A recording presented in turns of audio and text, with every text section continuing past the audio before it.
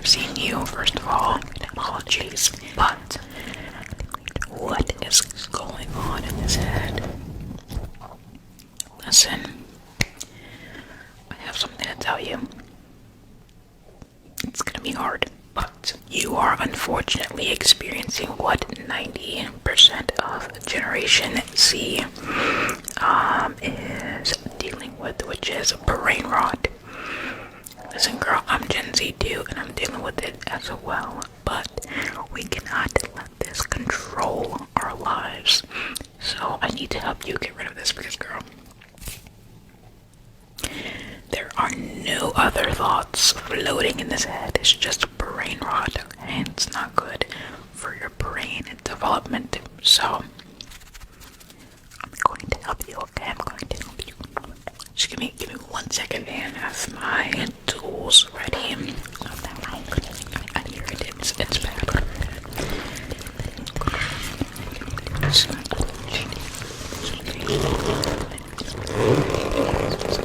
It's not gonna hurt at all. Trust me, okay? You don't need to do anything.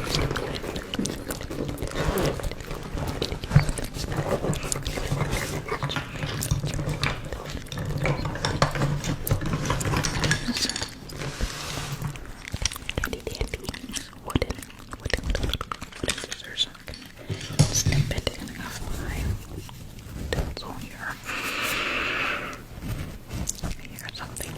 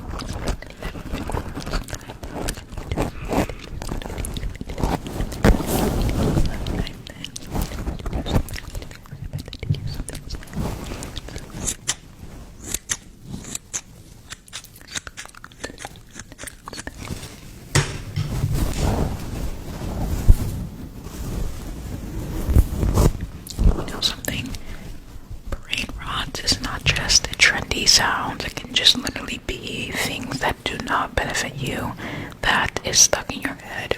That can literally be music, just replaying your head. Preventing you from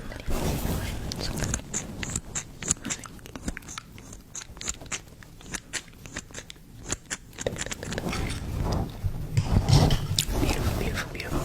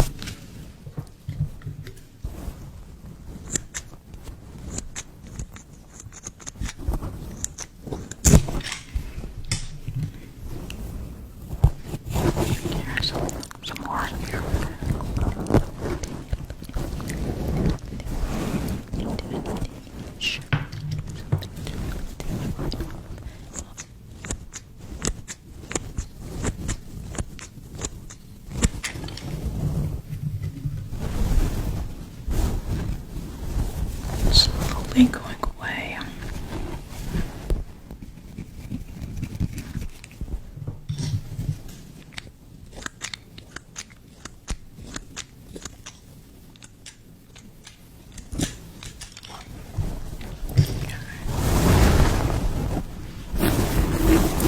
That should be good.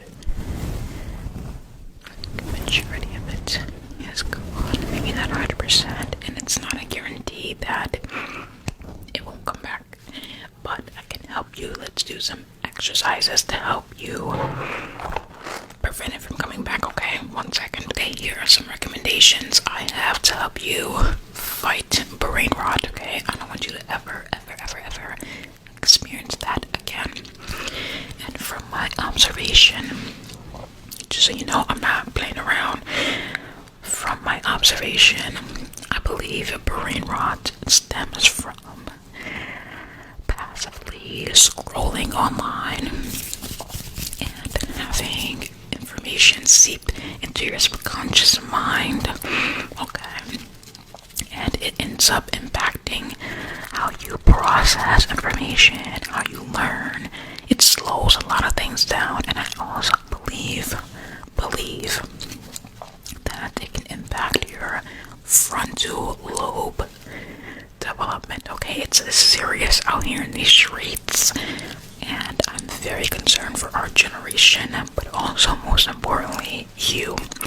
So I'm going to try my best to recommend some things that I think can help you instead of scrolling online, which I'm not judging you because I do the same thing, but we also have to fight against this stigma against Gen Z and actually think about our future, okay?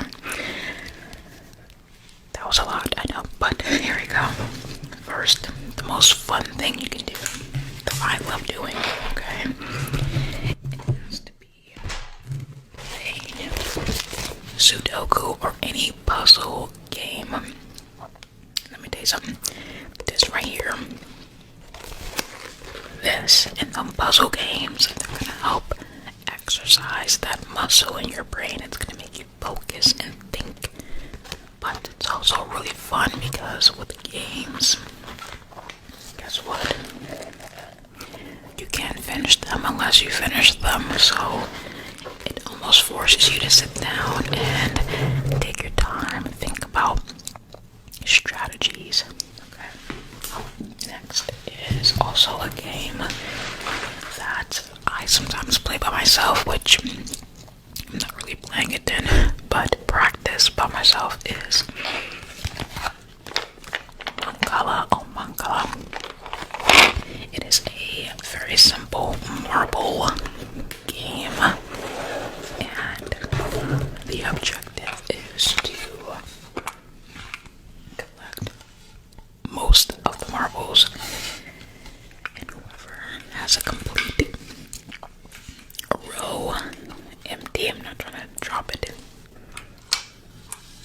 wins the game. And wins the game. The first person that has their row empty, the game completes, and then both sides have to count how many marbles they collected. Whoever has the most wins, okay? Sorry, I'm not the best at explaining stuff. I'm working on it, but even the sounds of the marbles, okay? It's so satisfying and relaxing.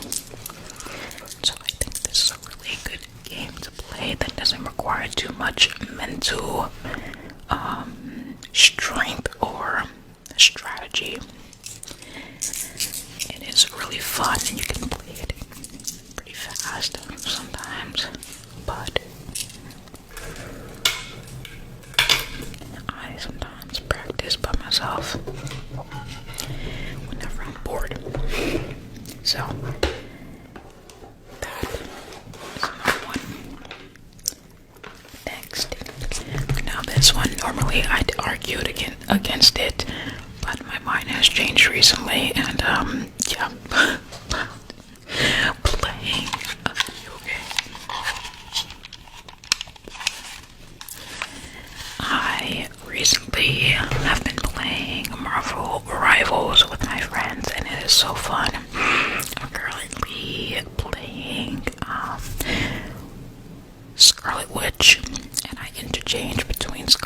Witch and Squirrel Girl and Psylocke. I'm currently trying to play Psylocke. And if you don't know, Marvel Rivals is a video game. I used to, well, I was never really against video games to begin with, but I thought that video games can sometimes hurt my eyes or hurt my body because I'm sitting in one place staring at a screen. But I also don't play it for an extended period of time. I usually play it for max an hour, and that's once or twice a week. So if you have a console or a PC, computer, think about playing a video game. It doesn't have to be something like most people play, like Call of Duty, Fortnite, Marvel Rivals. It can be something like a Solitaire. I think that's what it's called. A puzzle game, anything simple to really like calm you down, but not to raise your anxiety levels, you know. Okay, stress levels. Okay, anyways. Next, fidget toys. A few months ago, I was really into the Rubik's Cube.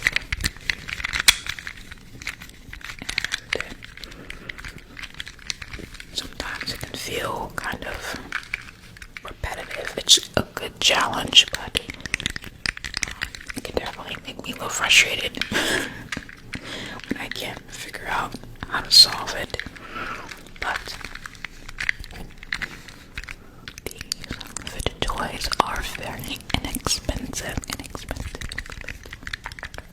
It can be a great way for you to fight brain rot. You have to sit down and actually use your hands, no distractions, and focus on how to solve that particular side.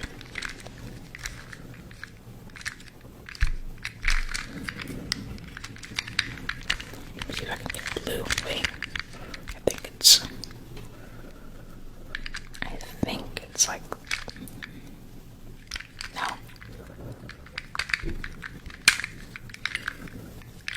Wait a minute, y'all.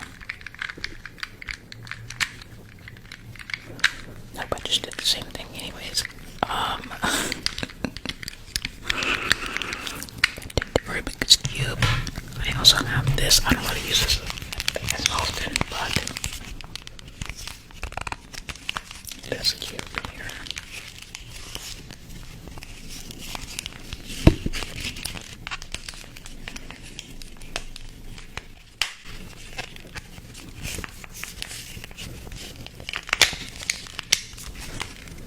Okay. I have a soft hat.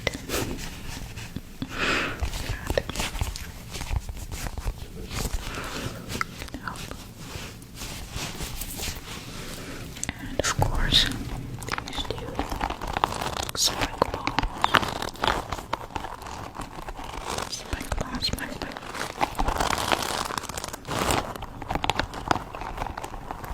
And this one lights up too. Next is going to be, this one's very unappealing, but I think it can be appealing to some people, but the dictionary. Listen. I know it sounds crazy, but listen, no. Actually, no, it ain't crazy. Should be normal. But I carry this pocket-sized dictionary with me everywhere now because I think it's fun, actually, to just randomly open the book and look at a word you ain't never heard before. Look, mandrake, herb with a large forked root. I never knew what that was. Now I know. Am I gonna remember? Probably not. But I know.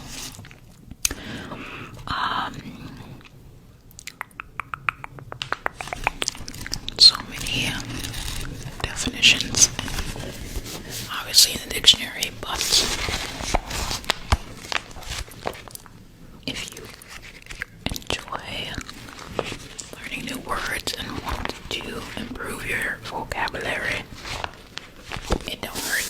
dictionary, girl. You don't gotta rely on the phone. You ain't gotta rely on Google when you got a dictionary on hand, okay? You don't have to study it from front to back, but I think it's really useful to just have on hand.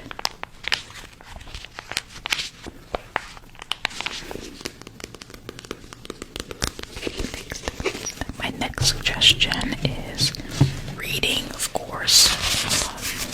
I just read this book, The Alchemist, with my boyfriend last month. Actually, it was earlier this month, and I know what a book can help you with, okay? Books hold lots of information and are very, very, very, very, very, very, very, very, very fun, thought-provoking. It helps improve your vocabulary and articulation, etc. But find a book that you want to read and read it. I'm not just into okay, so let me explain myself. I feel like I'm a person that's into a lot of different things. I can't stick to one thing. That's one of my strengths and weaknesses, but I do enjoy reading different types of books. One of the genres I don't think I'm ever gonna touch again has to be romance. It's just not my cup of tea, okay? I don't like romance like that. It makes me feel cringe, but I do enjoy sci-fi, fictional books, history books, scientific books, and even books like this one. Learning about Leonardo da Vinci 2 months ago. Sometimes I just have these random moments when I want to just learn about something. So I just dedicate time into learning about it, and yeah, books. And another one, books. It's coloring. Coloring is very good stress reliever, and it's fun. I haven't colored in a while, but this was like the last one I colored, I think. Oh, so this one too. Oh, I haven't colored since May. Wow. Oh, June 26th. This was the last one for me. Yeah. But coloring, like coloring.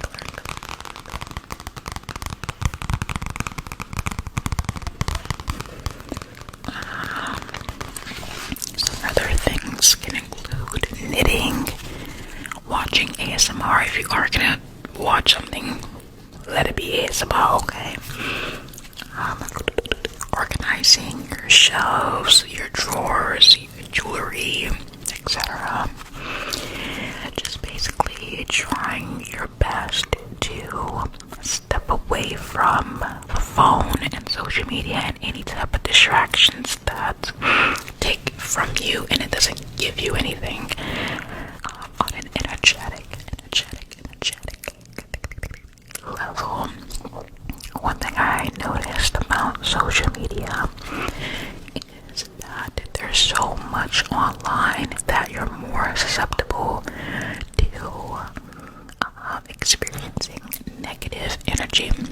You can go from watching a video of a baby taking its first steps, and then you watch a video of something that's completely heartbreaking, and that can do a lot to your brain, your energy, your mental health, and it does almost feel a little dystopian and very just odd nowadays on social media. while it can definitely be a source of inspiration and information and helping other people, it can also take a lot from you. So being aware of what it's doing to you on an energetic level is very, very important. And that is why I'm trying to recommend some things that'll help you. But nothing's gonna ever beat just not touching the phone at all and simply putting it away. You don't have to delete social media for you to detach from it. You just have to not touch your phone or laptop or iPad, whatever it is that you use to scroll on social media. And yeah, don't worry about numbers like screen time or usage on that app, etc. Don't worry about that. Just don't touch the phone. And trust me, after being away for 3 weeks, that is something that I recognize helped me the most, was just putting the phone down and putting more time and effort and attention to my own personal life, and my life feels even better than before. It's not perfect. No one's perfect, and no one's life is perfect. But if there's anything I can do for myself and for my future self, is to be aware of how I'm feeling and what I'm consuming. So that is like the best advice I can give you. God. And yeah, there's so many different things you can do. You don't only have to do the things that I recommend, but yeah, I don't ever want to see you. Okay, I don't ever want to see those little thoughts like that again. I'm not trying to see no brain rot again. Okay, listen, it may happen. It just may happen. It's not going to be a perfect journey. It's going to be hard. But you gotta stick to this. Like, you gotta stick to this. Think about your future self. What is something you can do now that your future self will thank you for? Okay. Always think about that. Always think about that. Think about that. Okay. And I hope I'll see you again. Deuces.